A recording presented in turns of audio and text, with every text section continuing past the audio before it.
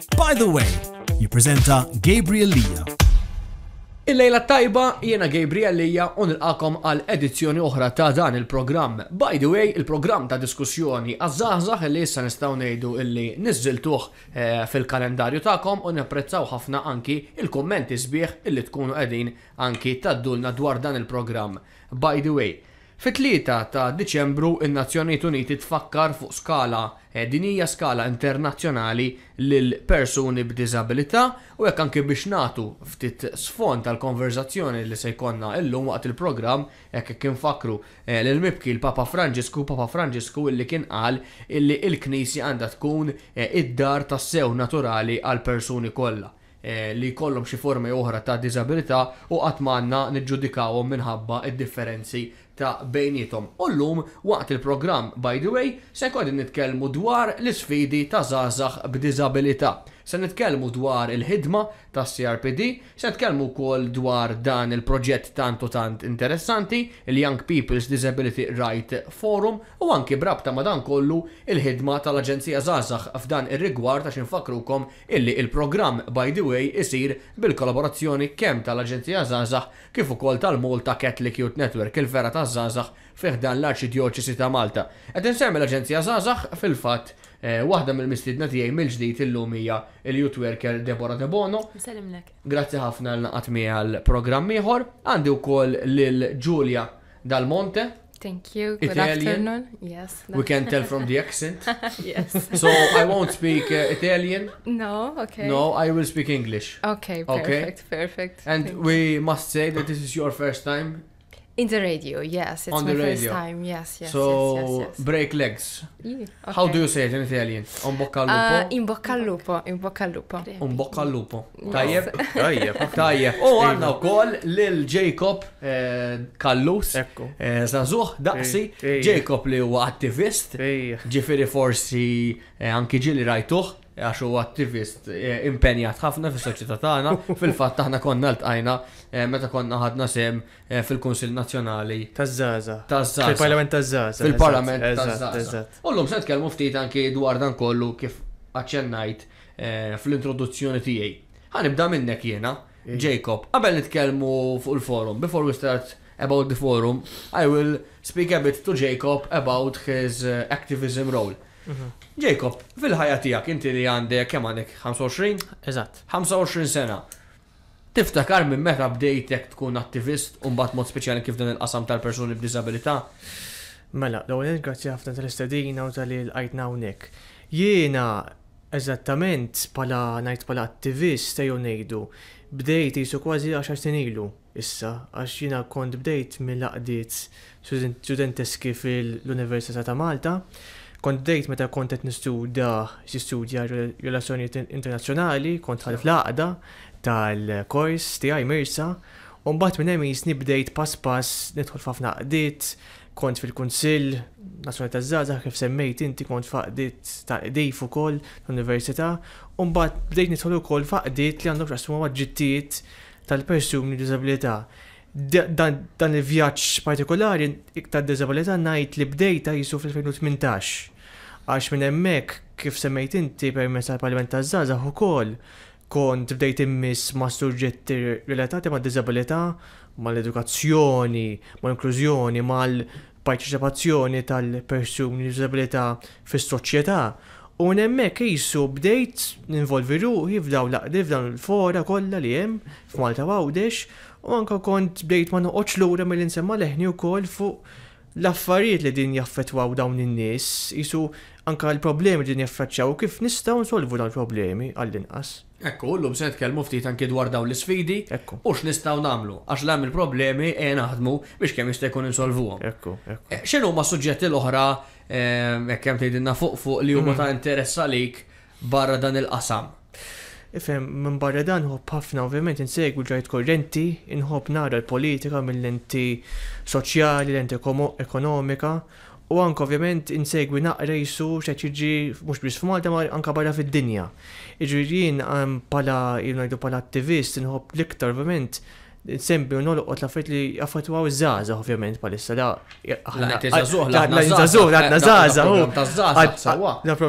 program ta' żgħażagħ ma laqdiet ta' żgħażagħ ħadna f'dak il-age bracket jew ngħidu hekk nitkellmu fuq l-affarijiet ta' żgħażagħ x'anke meta kont fil-kunsill nazzjonali ta' żgħażagħ indu ngħid kemm hija ħaġa l-qalba għax inti meta għandek opportunità biex tagħmel differenza fil-ħajja tan-nies f'dan każ iż-żgħażagħ tibda tara minn xiex huma qegħdin jgħaddu l-sfidi li jsibu kważi kuljum u kif tista' jew ngħidu jekk mhux issolvi imma tindirizza l-affarijiet għalli jew ngħidu ma għada mhix ħadkun aħjar nibdu l-proċess biex pass nibdew naraw titjib fl-affarijiet. U fl-2018 meta inti bdejt involvi ruħek. Iva. Kien hemm xi kwistjoni partikolari li Ifhem, naħseb dak iż-żmien li kien hemm qisu kien hemm qaġġ kbir biex il-persuni b'diżabilità jkunu iktar involuti qisu bħala parteċipazzjoni, bħala fil-teħid ta' deċiżjonijiet. Fil-politika,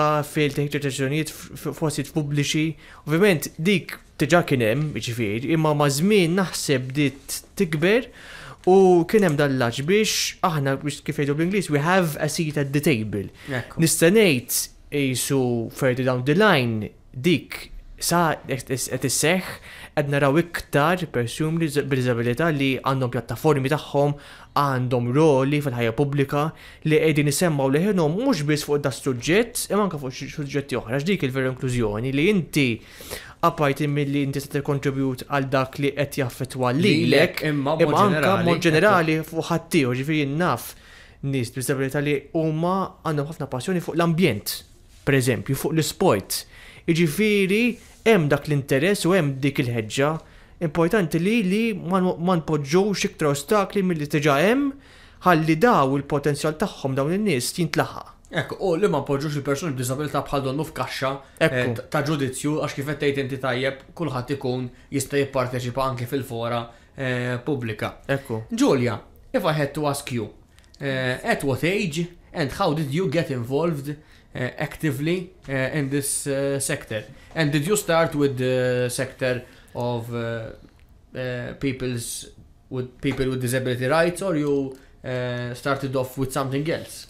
Yes, so I've been in the forum, I think it's 3 years that I'm involved. So I started as a member because I became disabled 7 years ago, and since then I became also an activist for disability rights. And then like I started working for CRPD, so like I am involved in the forum as also like someone that is working for CRPD. I worked, previously I was working with Linus Piteri Foundation, so also with young people with disabilities, and I was a job coach, so I was assisting young people with disability in their workplaces, so I was supporting them in their jobs. And then I switched a bit and I started working for CRPD, so for the Commission for the Rights of Persons with Disabilities. At CRPD, so CRPD is the national body that works to promote and protect the rights for people with disabilities in Malta. And I work for the research and monitoring unit, and we make sure that Malta is following the United Nations Convention on the Rights of Persons with Disabilities. We review policies, we support research, we give advice to make sure that everything is truly inclusive. the Young People with Disability Forum is a key part of our job, of our work, because it was created to give young people, young disabled people, a space to meet, to speak up, and to take action and to try and change what is not working in our country. Julia, you said that something happened 7 years ago. Yes. Which changed your life. Yes. And as I said, it changed your life. Would you feel comfortable to share with us what happened 7 years ago for the benefit of our listeners? Yes, of course, of course. So 7 years ago, I had an ischemic stroke. So I was in a march, and all of a sudden... In Malta? No, I was living in Italy. Okay. So I was in Bologna. I'm from Bologna. And all of a sudden, like, I fainted and I had an ischemic stroke. So then I had, like, I went through a lot, no? So I stayed in the hospital for a lot of months, and I used to do rehabilitation, so like physiotherapy and everything, because like I was completely not able to use my right leg and my right arm. So slowly, like I managed to gain some of the I don't know, like I managed to walk again, because I wasn't able to walk again, for example. Yeah, so that's my story briefly. And I started to become more aware about the condition of person with disability, and the right term to use in my understanding is disabled people, because we are disabled by the society. So it's the society that is not providing us the right tools and the right condition to live a life that is like any other person in the world who is able. But yeah, so I became an activist, and yes, that's my story. That's your story. Yes. A true testament of perseverance as well. Yes. Jacob, kif tgħid propju Julia, ti preferi jekk in-nies jirreferu għal disabled people. Ekku. Issa din fil-lingwaġġ pubbliku dejjem jisu xi ftit tqajjem ftit diskussjoni dwar kif għandek tirreferi għal persuni ħanerġa' isu għal kif ngħidu aħna persuni b'diżabilità. Għandek tirreferi għalihom, ġifieri tlaqna minn dak iż-żmien li ngħidu bżonnijiet speċjali. Imma hemm il-konversazzjoni ta' isma' ngħidu abilitajiet differenti, ngħidu disabled, mhux għalfini ta' political correctness qed ngħid dan biss, imma fis-sens jisu mhux sempliċiment biex tkun protett inti bħala xandar li inti qed tkun korrett, mhux għalfini ta' korrettezza, qed ngħid għalfini ta' sensittività u kuxjenza lejn kull min qiegħed iġarrab dan kollu fis-sens jiena bil-mod tiegħi, bil-mod kif nitkellem ma nixtieq bl-ebda mod noffendi lil ħadd. U ċert li l-istess is-semmija tagħna fid-diskors tagħhom ma' nies. Eżatt. Ifhem di iktar minn xejn din hija aktar diskussjoni. Jiġifieri din aħna dejjem jisu bħala settur għandna di diskussjoni fuq kif għandna nitkellmu, kif għandna nindirizzaw in-nies, kif għandna nindirizzaw lil anfusna. Għax jien ħafna nies li huma għandhom diżabilità jew involuti fis-settur ta' diżabilità u jgħidu imma għandna nibqgħu nużaw dawn il-kliem. Għandna fil-fatt ngħidu jew m'għandniex ngħidu. Għandna nibqgħu nużaw il-kelma diżabilità, għandna ngħidu abilitajiet differenti, għandna nibqgħu nużaw bżonni speċjali u jien, jiġifieri inti taqa' ma' you meet all types. Jiġifieri jien naf nies li jippruveru jgħidu abilitajiet differenti, jien naf nies li pereżempju m'għandhomx problema li jgħidu disabled persons. Għax id-diżabilità tiġi mill-fatt li s-soċjetà tpoġġi l-ostakli qudiemek. Kif kienet qed Ġulja. Eżatt, jiġifieri int vera bl-Ingliż ngħidu għandek you have the impairment, jiġifieri pereżempju min għandu siq nies, kull m'għandu siq waħda. Ovvjament ikollu bżonn lajnuna, ġifieri krozzi, prosthetic, what have you, imma waqt is-soċjetà, it is society which disables that person. Għax ma tipprovdix jew. Eżatt, għax ma tipprovdix opportunitajiet, l-aċċess u anka l-ispazju biex dik il-persuna tkun tista' timraħ. Jiġifieri f'dak is-sens naħseb tiġi l-kuxjenza fuq kif għandna nitkellmu u huwa tajjeb li nibqgħu jkollna dawn id-diskussjonijiet kif qed tintajb li dejjem nibqgħu sensittivi, ovvjament, lejn isu il-femiet tan-nies u kif dejn il-kuxjenza tan-nies, imma li dejjem nżommu għajna fuq il-fatti tas-settur, anke l-fatti ta' kif in-nies qegħdin jgħixu ħajjithom u x'qed iħalli impatt fuq ħajjithom tal-ġurnata. Ekku, Ġulja xxerjat ftit l-istorja tagħha ta' kif isu misset ma' dan is-settur. Jacob, jien naf li inti wkoll bħala attivist ġieli tkellimt dwar il-disabilità tiegħek.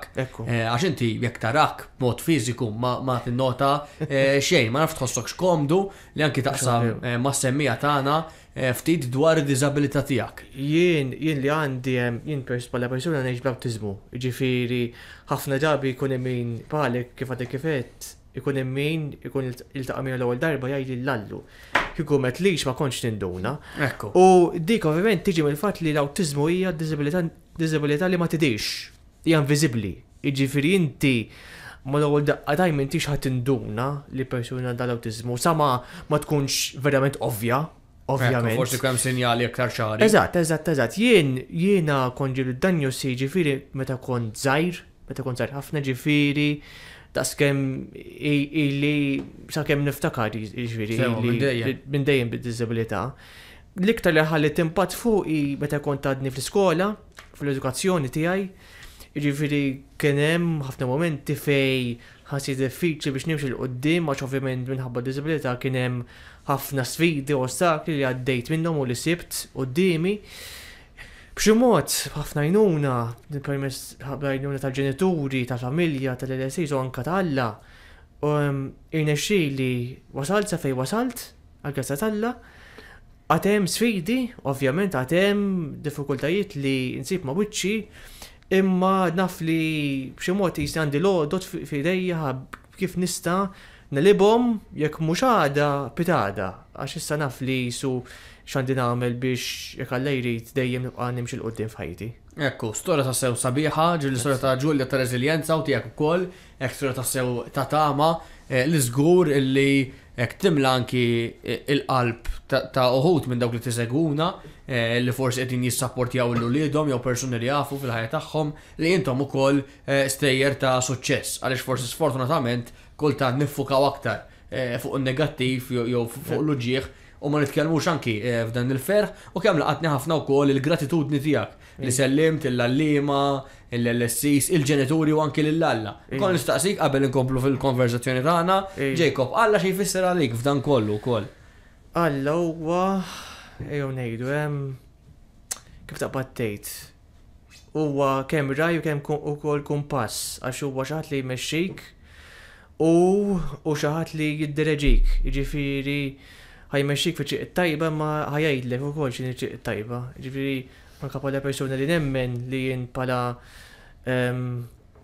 żagħżugħ li nemmen fil-Knisja Kattolika u fil-reliġjon Kattoliku Romana nemmen ħafna fiha. U di nemmen li importanti wkoll għax forsi ma tantx isib attivisti li ikollhom il-ċans u l-opportunità biex jesprimu ruħhom dwar anke fuq il-fidi. Fuq il-fidi anke dwar aspetti oħra ta' ħajjithom, ma naħseb speċjalment il-fidi importanti li mhux f'dan is-settur biss ma ġenerali f'Malta għawdex nibqgħu noħolqu dawn l-ispazji u pjattaformi fejn nies jistgħu jitkellmu fl-apert, jitkellmu miftuħ fuq il-feed tagħhom, fuq fiex jemmnu fuq il-reġjoni tagħhom ukoll f'dan il-każ. Ekku, u by the way dak li għamel nagħtu pjattaforma lil tant persuni. Julia, just to give you a recap. Jacob. I managed to understand. All right. Yes. Great. You understood everything then. Yes. I have something to say. Can I? Yes. So I think that is important to mention is that there is the danger for people with disability to see as an inspiration, and I'm really scared. I don't know about you, Jacob, but I'm really scared about like society seeing us like as an inspiration, because As role models. as role models, you know, like I am a person with disability. I want just to live my life, like, you know, like not being an inspiration for anyone. So like there are two extremes, you know, like one is like to see and discriminate people with disability, and to see our lives like as sad and as misery, and people who needs a lot of support, you know, and the other one is like seeing us just as a mean of inspiration, you know, and But when I said it, I didn't mean it patronizing. Of course, but like I think it's important still to point out in our society this, because it's a behavior that I don't know, like I encounter a lot. You encounter a lot this type of behavior? Yes, because like people are seeing you, and like they are always looking for, okay, yes, but you achieved this, like you are strong, you know, and like I don't know if it's the right attitude to, you know, speak with a person with disability. I don't know. Okay. What do you? I'm curious about what do you think. Jien li naħseb jien ifhem li għax kif għal Ġulja hemm żewġ estremi. Hemm l-estrem tal-miskin, Ma importanti.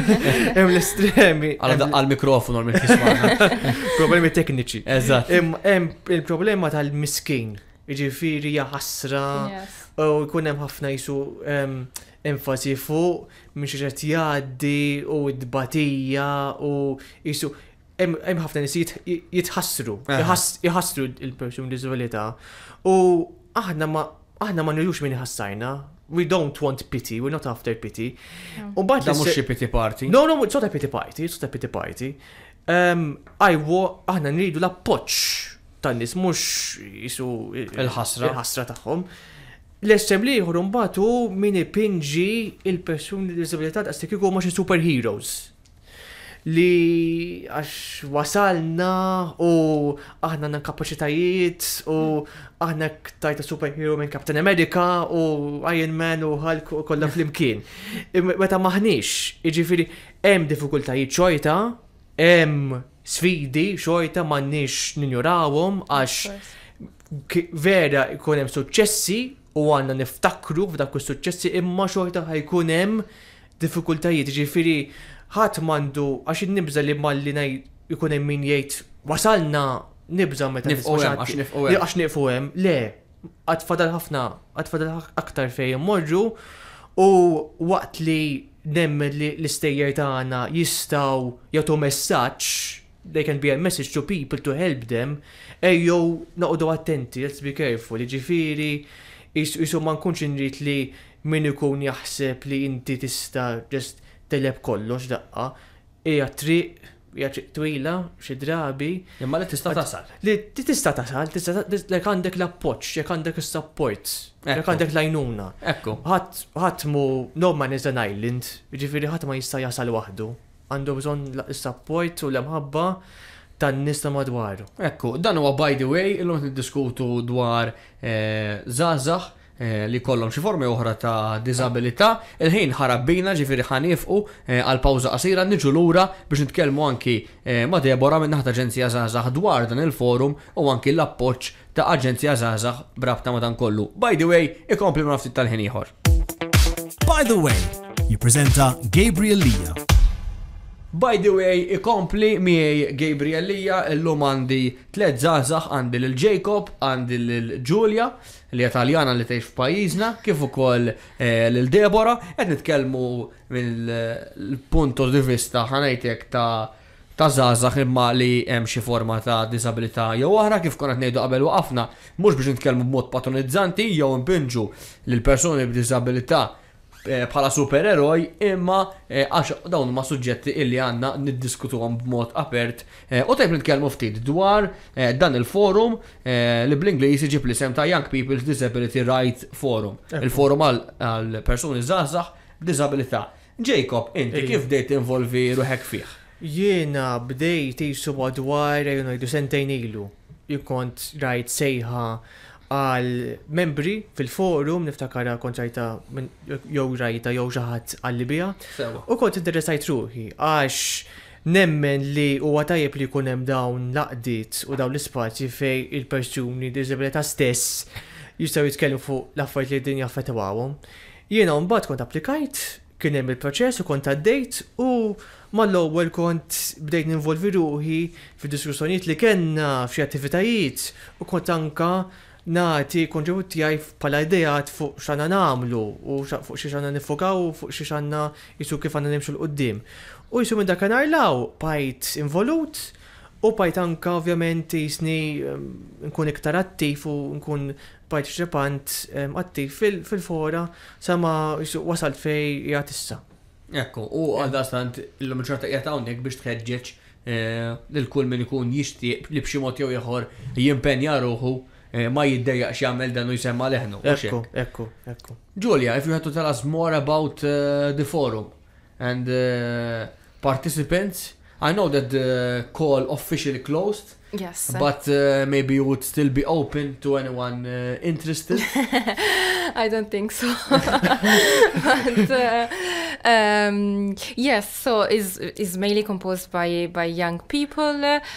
We have different disabilities, whether physical disabilities, intellectual disabilities, cognitive disabilities. I don't know if I'm forgetting something. And the ages are? From 16 years old till 30 to 30 years old, yes. So this would be sadly my last year as a member because I'm 30. So yes, so at the end of the year will be. Maybe you create another forum then. Yes, yeah, all the people.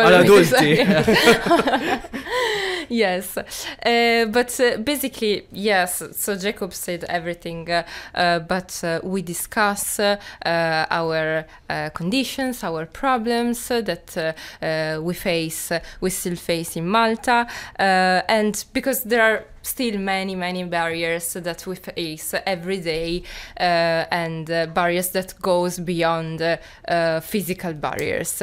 Can you give us some examples? Yes, sure. Attitudinal barriers, so the way of like people are interacting with us, starting with our own families, because that's a topic that we already discussed a lot in the forum, and many people young people with disabilities feels like an important topic in their lives, because we still have to face the attitude that our family have with us, you know. It's not always easy to deal with our own families. Because sometimes maybe they are patronizing. Yes, because like they take decisions for us and not with us, and this relationship is something with the families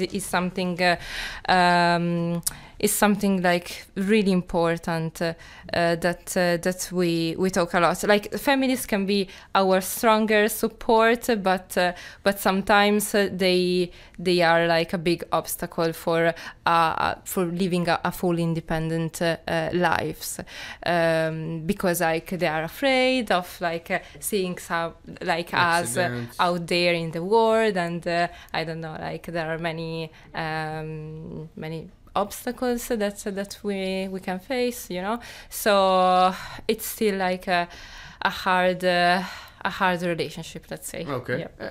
Deborah, ikolli nistaqsik ftit kif anki dan il-forum, inti hawnhekk illum qed fisem aġenzija żgħażagħ bħala youth worker, bħala ħaddiema maż-żgħażagħ, kif dan il-forum u aġenzija żgħażagħ qegħdin anki jikkollaboraw flimkien għax naf l-aġenzija żgħażagħ involuta f'dan il-forum. Ekku, l-aġenzija żgħażagħ toffri servizz tal-youth worker. Fil-fatt ma' CRPD il-youth worker ikun preżenti ma' Julia u Jacob u l-membri l-oħra waqt il-diskussjonijiet. Youth worker ukoll ir-rwol tagħha jkun l-akkumpanjament ma' żgħażagħ, tieħu ħsieb li anke tibbukja forsi xi loġistika għal dawn il-laqat, il-post, eżempju, jaraw fejn jittieħdu ċertu ħarġiet u ħruġ li semma Jacob. U anka forsi tipproponi xi topics partikolari li wara li tkun semet li żgħażagħ. Forsi anka ħabba l-kuntatti li għandna tru l-aġenzija tkun f'pożizzjoni tajba l-youth worker biex tipproponi kollaborazzjonijiet jew potential topics li jistgħu jibbenefikaw minnhom iż-żgħażagħ tal-forum. Forsi anke jkollkom xi proġetti li jistgħu jinvolvu ruħhom fihom. Eżatt, tibgħu tkun isu eye opener għall-opportunitajiet iktar vari. Biex insemmu wkoll illi naħseb il-youth worker f'dan is-sens qed jikkontribwixxi għad-dinamika tal-grupp biex jimxi kollox ħarir. Eżatt, jisu xi follows up skont min ikun il-youth worker, they follow up on the team dynamics mhux nafin. Ekku.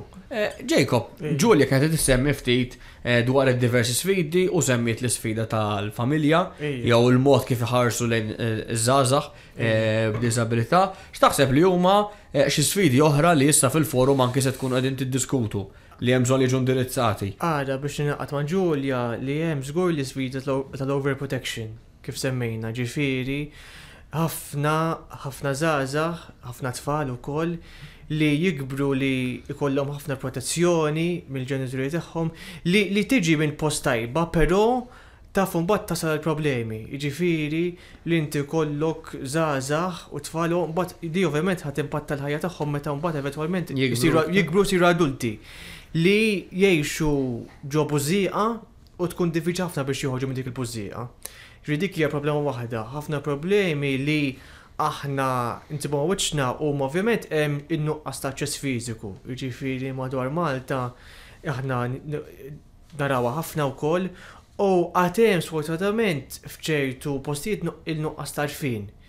Jiġifieri veri li mxejn il qudiem bħala għarfien imma qatt dejjem tfadal ħafna xejn jsir, speċjalment dwar kif għandhom jimxu l-affarijiet fuq il-post tax-xogħol. Jiġifieri speċjalment fuq fejn jaħdmu l-persuni b'diżabilità.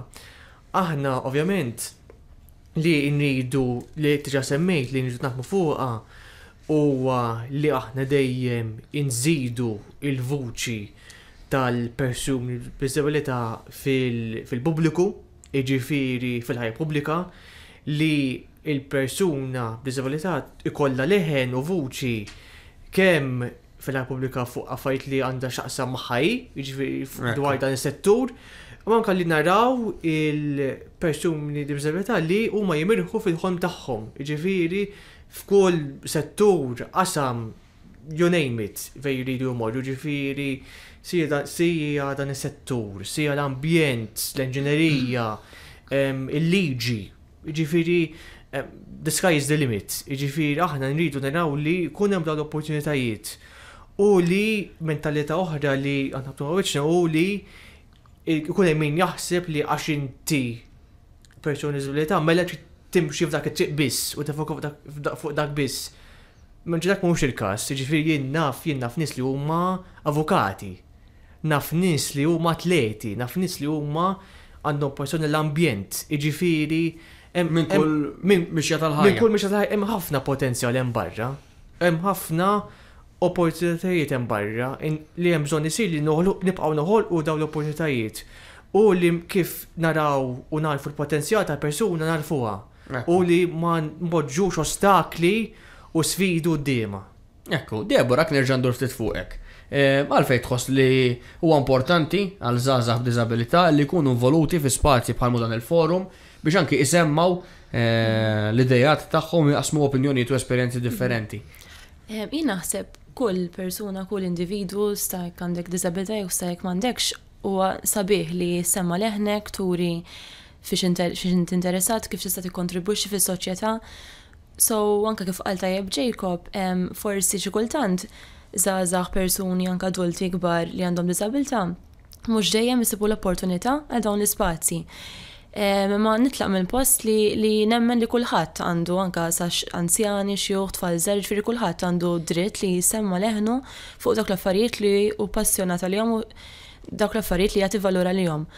Anka persuna b'diżabilità, żgħażagħ b'diżabilità jekk forsi isibu dawn l-ispazji fejn jinkoraġġuhom biex jemnu fil-ħaġa li jistgħu jagħmluha u jiġu Eżatt, u jiġu mismuha, hekk biss jistgħu jagħtu valur il dawk l-affarijiet u mbagħad meta qisu persuna tara fl-ħadd ieħor qed jara fil-valur tagħha, hemmhekk tista' titfa' xi ħaġa fil-komunità u actually tgħaddi dan il-valur lill-komunità wkoll. So jkun hemm dik qisu two-way relazzjoni sabiħ anke mal-komunità. So u bekk huwa importanti ħafna li dawn l-ispazji jikbru iktar milli jaqbgħu taf kif ma Ekku, li jkun hemm dan l-involviment. Eżatt, l-involviment tagħhom. Xi ħaġa li nixtieq ngħaddi rimarka dwarha għax jien personalment iddejjaqni ħafna meta fil-lingwaġġ pubbliku jew fid-diskors insomma barra ngħidu aħna kultant tiġrina ta' ġifieri mod inkonxju ngħidu nagħtu vuċi. Mhu veru xejn. Julia, to give a voice. We don't give a voice. We can make a voice louder, but we don't give a voice. People with disabilities, immigrants. Yes. Allow it to be heard, tip aktar mill-li ġifieri, ħafna drabi isu aħna li għandna ċertu superiorità, ara ħantukom vuċi, ara issa tista' titkellem. Le, inti għandek il-vuċi tiegħek, inti għandek l-identità tiegħek, inti uman fid-dinjità kollha tiegħek, jiena ħanatik opportunità jew ħaniffaċilita li l-vuċi tiegħek tinstema aktar. Nesaġġera fit ħatirbombi aktar kemm jista' jkun, imma mhux jiena ħantik vuċi, inti vuċi għandek. In fact, there is a beautiful and powerful principle that we always use at CRPD, which is nothing about us without us. Yes. You know, it's nothing, like... Let's repeat it. Nothing without us. Nothing about us. Nothing about us. Without us. Without us. Yes. Okay. So that means like no decision should be made about disabled people without involving us, you know, and it's not enough talking about disability. We need to listen directly those to those who live it, and the forum like puts these into practice by making sure young people are not just a part of the conversation but helping to lead it. Exactly. So that's like, in my opinion, it's our most powerful motto, let's say. Julia, you used to live in Italy, right? Yes. Do you see any differences in the way people perceive disabilities in Italy and here in Malta? No, it's the same. It's the same. Yes, I would say yes. It's an international approach.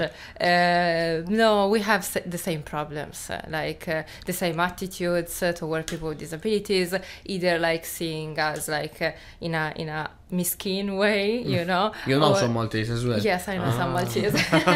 You know other words? And or like again as like an inspiring role model. Yeah, they're the same. But do you see any other barriers? Because we mentioned this mentality. Jacob also referred to the issue of accessibility. Sometimes even public spaces. Yeah. Do you see it as well? Yes, so accessibility is not just like the physical accessibility of the places. Not like just ramps and pavements. Not just ramps. Accessibility is that if I have an intellectual disability and I go to a bank and I want to open an account in a bank and they give me like hundreds of paper that I cannot understand, you know, that's an example of something that can make accessible for us, you know. So we use, in this case, we are working a lot at CRPD about easy language, for example. So it's like translate the document, the complex documents in an easy to read document. So also people with intellectual disabilities can understand the document. I think it's something that you work a lot as well about. I agree with what Julia is saying, because sometimes we encounter young people who, for example, even to sign contracts or to sign, but then there would be someone saying, for example, but in the real world they need to get used to this, so don't make easy to read documents. And I tend to disagree a bit because like Julie and Jacob are saying, why they have to adapt to us and we can't make a small effort. We have a team of professionals to work specifically on this. I'm sure that CRPD are working hard on this and other institutions to try to adapt to them as well. You know, it's like the two-way it should be important because we can't expect them to understand all those. Even me, sometimes I don't understand every contract I receive aħseb wara tipo. Di li qed insemmu pereżempju qed ngħidu li għandha tkun is-sistema li tadatta għal bżonnijiet tan-nies u mhux in-nies jadattaw is-sistema. Għax anke pereżempju ħaġa li aħna semmejna l-aċċess u l-aċċess mhux biss fiżiku, mhux qed ngħidu biss fuq rampa u lift. Imma eżempju ċar pereżempju minnu nieqes mid-dawl, minnu għami, ġifieri vera għandna din it-teknoloġija kollha. Imma x'valuru jekk minn għandek minnu nieqes mid-dawl u l-literalment ma jistax jara. Kif ħajjix ħajtu? Kif ħajjimx il-qoddim fil-ħajja, fil-karriera? Jekk literalment għandu bżonn biex jaċċessa xi ħaġa għandu bżonn il-mobile u ma jistax jara. Kif ħajjuża l-mobile? Anka fuq livell soċjali, ġifieri jiena Taħbiberijiet tgħid jew? Taħbiberi għax anka aħna nisimgħu ħafna każijiet ta' nies żgħażagħ imma anke mhux żgħażagħ adulti li jispiċċaw ġo jgħixu d-dar. Jamlu ġurnata. Solitudni. They live alone. U di mux, this is not to invoke pity or whatever, but I'm just stating it as it is. It creates an element of segregation as well, this exclusion, għax inti tispiċċa b'ħafna nies, ħafna żgħażagħ, ħafna adulti li, per eżempju, kif aħna drajna li taf kif kull nhar ta' ġimgħa kulħadd jgħisu ħajjoħroġ naqra, kulħadd jmur barra naqra ma' sħabu jiddeverti. Hemm nies li ma jgħixux ħajjatek. Hemm nies li their typical evening u kemm jibqgħu id-dar jilagħbu logħba fuq il-kompjuter tagħhom. Speċjalment iktar meta għandek iżid isa fil-ħaġa għandek diżabilità u kondizzjoni waqas intellettwali, ġifieri dak l-aċċess daw dal-każ dan nuqqas ta' aċċess dak huwa xi ħaġa li qegħdin narawha wkoll. Ekku. And I don't know if it's the same thing that you just mentioned, but like it's important to mention that accessibility benefits everyone, you know, like not just like people with disabilities. Like for example, if I make a document in easy to read or in easy language, it's also like a migrant person can benefit from the document. I can benefit from the document. A CEO that like all the day like is reading a lot of documents and wants something like easy and quick to read can benefit from this. So like for example, I went to a museum. So I have a son. And I went to a museum. It was not accessible, the museum. So I couldn't enter in the museum because it was like a lot of stairs, and I was with a stroller, so I couldn't go up. And so I thought like it's important for disabled people to have an accessible museum, but also for the parents who like are working with children, and you know, so accessibility really like benefits everyone. Yeah, Jacob was speaking about solitude, which sometimes takes place when young people with disabilities, not only with disabilities, but they end up, for example, on a Friday night alone at home. Yes. Is CRPD in any way trying to ease socialization among young people? So it's not maybe by suggesting places to visit. So we have a very well done and detailed website, and it's all the accessible places, for example, are detailed, are listed there. But it's not our work, I would say. Yes, our main focus. Yes, it's not. Debora, bħala youth worker naf imma wkoll li intom tkopru ħafna fl-għanwa tagħkom u tassistu ħafna persuni li kollhom xi formi oħra ta' diżabilità. Forsi titinna ftit tip ta' servizzi u kollaborazzjonijiet tara li toħlu aġenzija żgħażagħ u toffri aġenzija żgħażagħ. Mela, l-aġenzija żgħażagħ toffri servizzi l żgħażagħ varji u diversi f'Malta. Fost servizzi li toffri iva hemm servizzi li jistgħu jattiraw żgħażagħ li jkollhom diżabilità. Kun nhar ta' tnejn ikkollaboraw ma' Down Syndrome Association, wieħed mill-servizzi li noffru, fejn isu bħal Youth Cafe li huwa bbażat il-base tiegħu hija Santa Venera, l-Aġenzija Żgħażagħ, il-main venue tagħna. Niltaqgħu ma' żgħażagħ mill-5 sa' 7 hemmhekk. It's more of a social group, ġifieri ma dal-aħħar iż-żgħażagħ jinvolvu ruħhom f'ħafna volontarjat waqt dan il-programm li huwa l-B group.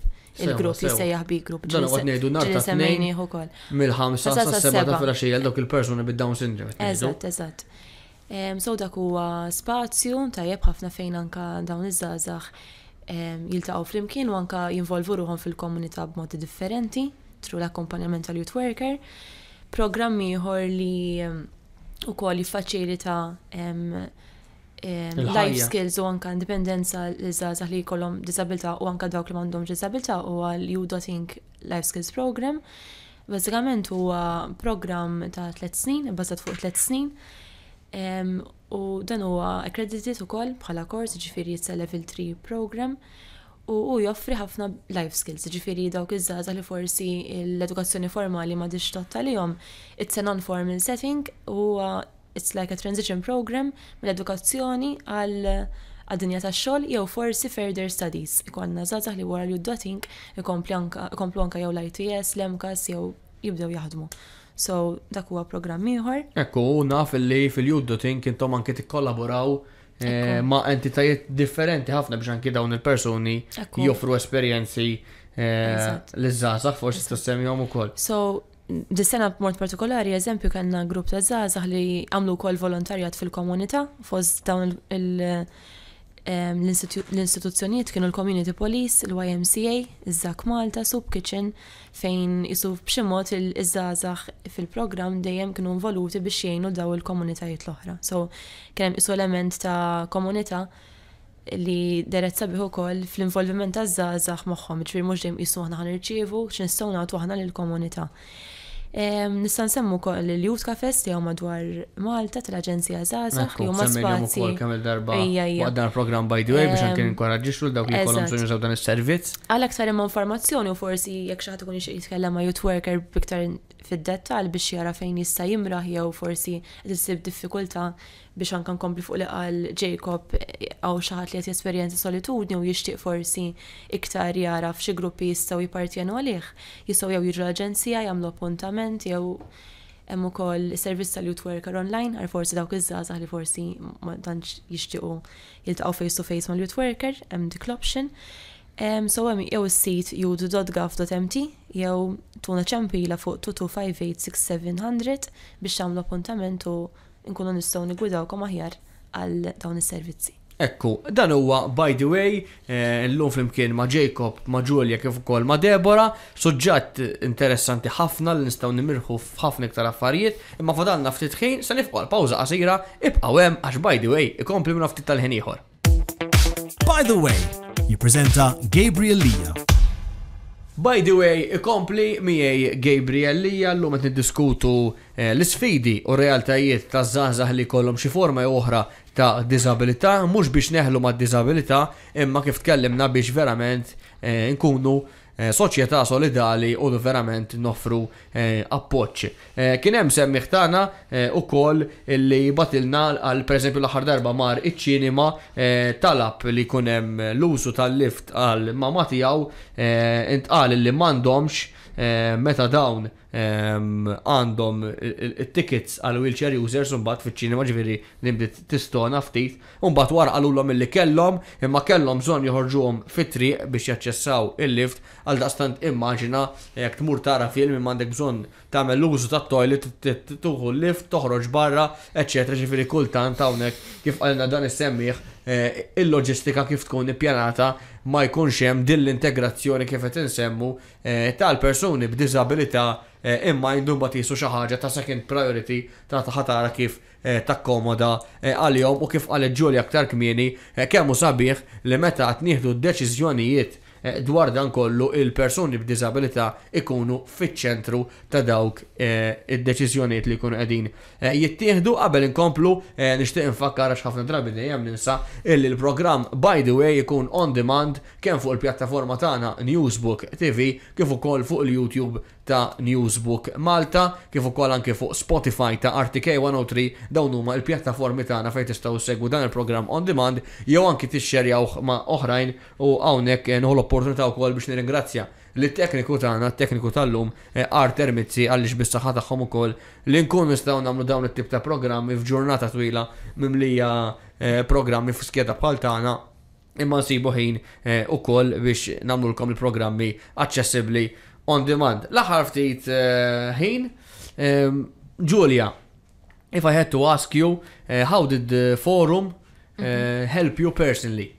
Yes. And I must say that you're doing great for your first time on radio. You're doing amazing.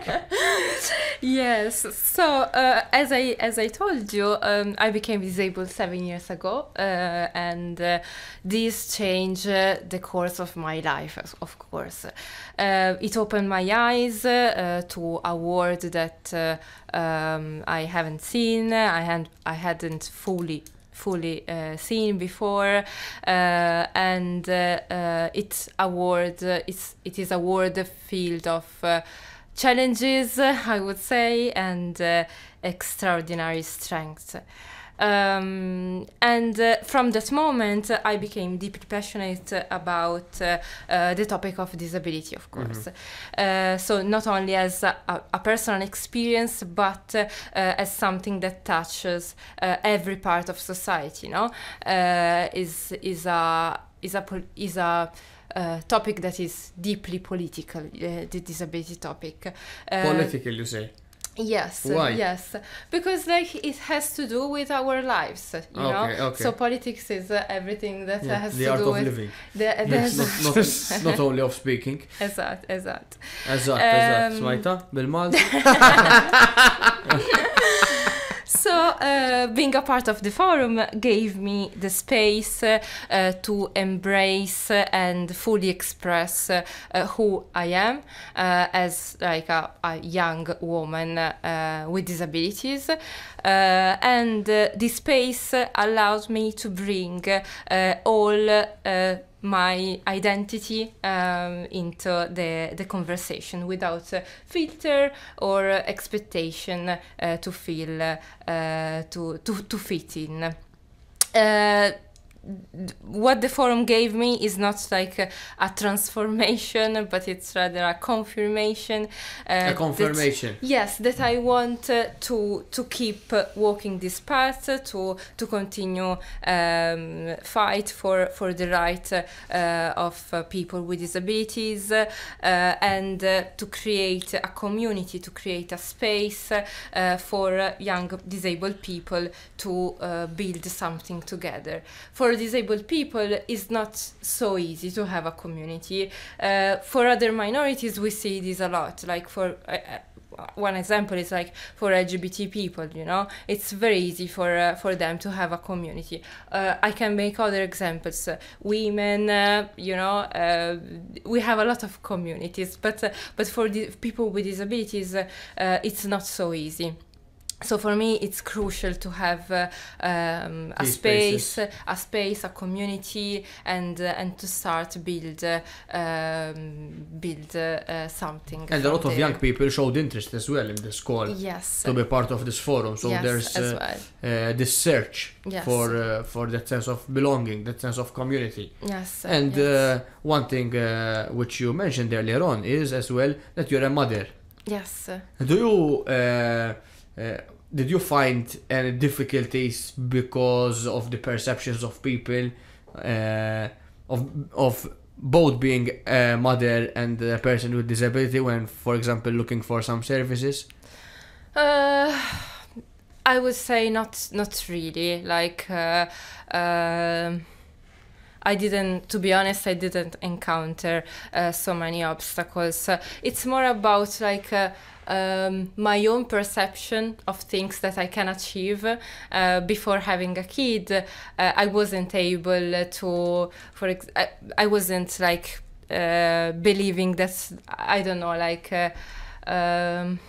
for example, I could carry my kid for a long time in my arms, you know, something like small and apparently stupid, but it changed your own perception, you know.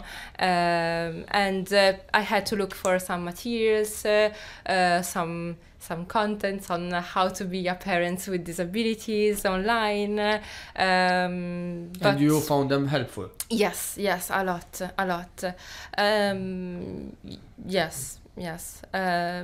So it's not always easy. There are challenges, of course, but it can be done. And I have amazing colleagues as well that are inspiring me.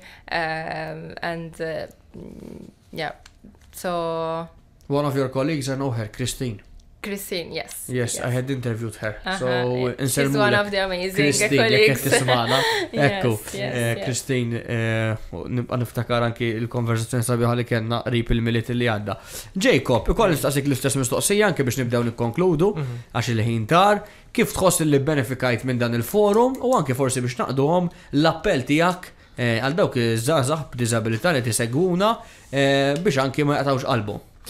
Jien stibt benefiċċju mill-forum u l-fatt li kien huwa post li fl-aħħar stajt inressaq l-idejat tiegħi l-qudiem. Jiġifieri ħafna idejat li kienu ilhom ishom jiġru ġo moħħi stajt fl-aħħar impoġġi l-aħpas ma' karta, stajt fl-aħħar nisal qudiem, stajt insib ħbieb, stajt insib komunità u stajt anke nsib fl-aħħar pjattaforma. Jiena l-messaġġ tiegħi għal min hu interessat li jagħmel differenza u jkun attiv f'dal forum u f'soċjetà ġenerali biex ma joqgħodx lura, biex ma jibżax, biex fejn hemm bżonn isib l-għajnuna u l-appoġġ u biex fl-aħħar mill-aħħar jemmen li xejn mhu impossibbli, ġifieri meta inti when you put kif taqbattejt. Tista' tgħidha bl-Ingliż tiddeqa xejn. Ġura tuħu pjaċirek jew hekk. Nothing is impossible when you put your mind to it. Ġifieri nemmen li kulħadd jista' jasal fil-ħin tiegħu, biż-żmien tiegħu. Dik imma xaġa interessanti u ta' minn nafsu fuq il-ħin tiegħu. Għax jisu qegħdin f'ġirja f'senata fejn kulħadd irid jasal l-ewwel fl-istess tiġrija. Ġifieri importanti, kulħadd se jasal imma fil-ħin tiegħu. U forsi ir-rotti hija differenti, il-kundizzjonijiet huma differenti li ħajaffettwaw it-triq imma se tasal, imma fil-ħin tiegħek. Ekku. U dik ħaġa li nemmen ħafna fiha.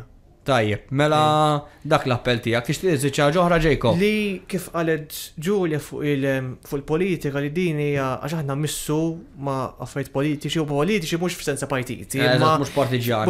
Mhux partiġjanizmu, imma f'sens ta' affarijiet u suġġetti u policies li fl-aħħar tal-ġurnata ħallu impatt fuq ħajtek, impatt fuq ħajjitna u fuq ħajja kulħadd.